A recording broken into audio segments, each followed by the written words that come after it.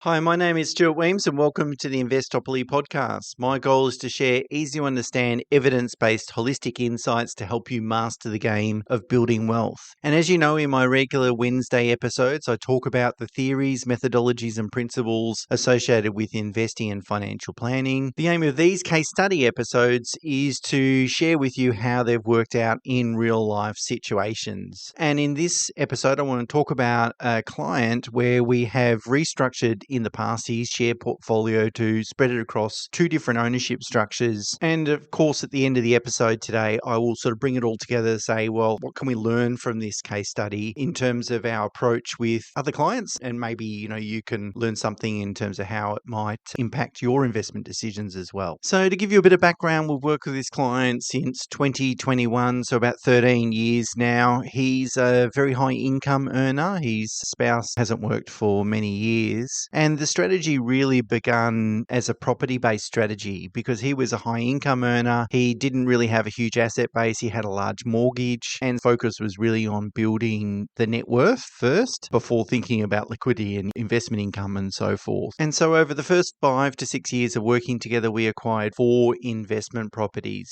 3 in personal name and 1 in a self-managed super fund. We purchased an apartment in Melbourne in the self-managed super fund. We purchased another apartment in personal names, an apartment in Coogee in Sydney in personal names, and a house in Melbourne in personal name. And about 3 years ago, we purchased another house in Brisbane in personal name. So now he's got a total of 5 investment properties. Also, over the last 5-ish years, we've made a number of investments in an unlisted commercial property trust. So really, he's got quite high leverage into property and quite a high exposure into property, although he has plenty of years left in terms of working career. In fact, I can't even foresee him ever stopping working. He's just that type of person that will continue to probably work. And he has a very high income. His income has probably stabilized now, but over the first sort of 10 years of working together, his income has increased quite a bit. In 2015, so that's really 4 or 5 years after we started working together, we started investing in the share market. So regular sort of contributions each month, investing in the share market. And at the time, his kids were quite young, so we couldn't distribute to them if we, had the ability to do so, because you can only distribute $417 a year to minors, otherwise then they get taxed too heavily. And his wife wasn't generating any employment income. So we did the share investing in the wife's name, understanding that we couldn't distribute to anyone else even if we wanted to, and she had zero income, so it was quite tax effective to do so. Anyway, so we did that for about 5 years, and then obviously COVID hit, and we all remember what happened to the share market in 2020. And so it was a good juncture for us to think about, well, hang on, do we really want to keep these investments in the wife's name? Or in fact, now that the kids are older and they're both over 18, would a family trust suit us better? And what we worked out was that we could move about 70% of the portfolio and minimize a lot of the capital gains associated with that when the market dropped. So we took advantage of the fact, well, the market, I'm thinking back with my memory now, it's 20 to 30%. I think the market dropped from peak to trough in 2020. And so we took the opportunity to say, okay, well, we can move some of these investments and not trigger too much capital gain. I think we trigger a little bit of gain, but not too much. And so what we did is we moved all the fixed income investments and all the international investments into a family trust. And of the portfolio, we left all the Australian-based investments, so ASX-based investments. And the reason for that is that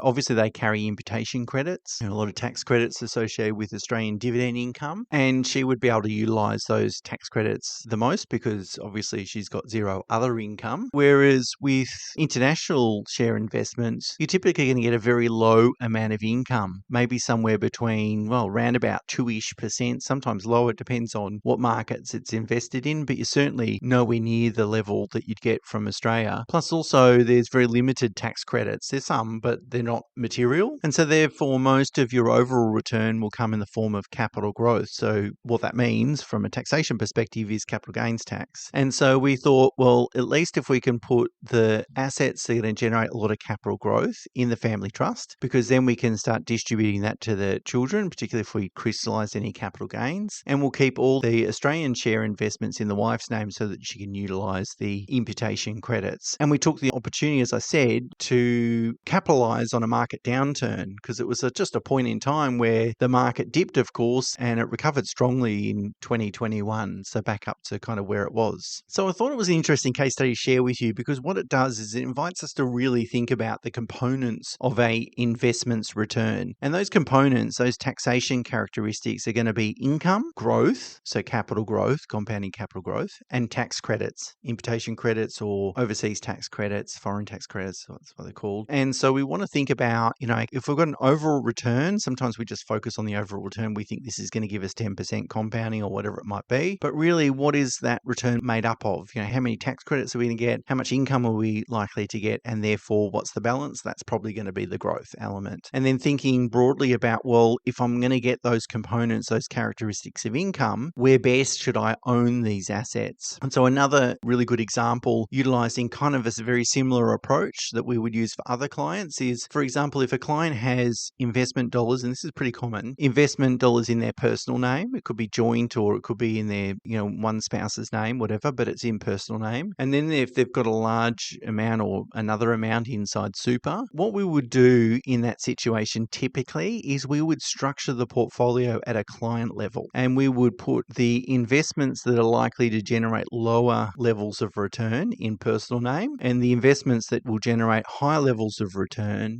in super, because obviously super's, particularly in retirement, a tax-free environment. So for example, if we had a client, we've got a lot of clients that fall into this basket, we would put, bonds and so forth and fixed interest term deposits in personal name, and we would have all the super invested in shares, for instance, because the shares are the likely long-term returns in share markets are sort of 8 to 10%. So we may as well put that in a tax-free environment, and the stuff that's going to generate lower taxation consequences in personal name. So instead of looking at portfolios on ownership basis, how we're going to structure the super portfolio, it's really about thinking about it from an overall client perspective and where can we allocate those investments so that they're most tax effective. I think the second key learning or insight from the case study I just shared is market corrections can be your friend. If you make an investment and that investment falls in value, you get a second chance of deciding which ownership structure you would prefer that investment to be in, potentially, or at least you do when it limits the amount of capital gains tax you might have to pay. So when the market drops, that's one thing that we look at for our clients is this an opportunity to shuffle some things around that we wouldn't otherwise have